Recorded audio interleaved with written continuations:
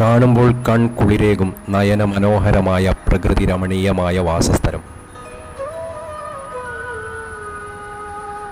അതെ, എനിക്ക് എൻ്റേതെന്ന് പറയുവാൻ എനിക്ക് അവകാശപ്പെട്ട എൻ്റെ 6 അടി മണ്ണിൻ്റെ വാസസ്ഥലം.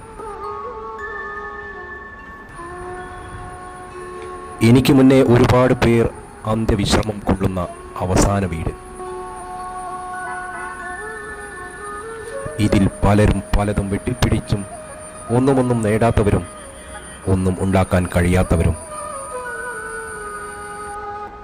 എല്ലാവരും ഒരുപോലെ വിശ്രമിക്കുന്ന അന്ത്യവിശ്രമ കേന്ദ്രം. ആരാധ്യമെന്ന് മാത്രം ആർക്കും അറിയാത്ത ഇടം.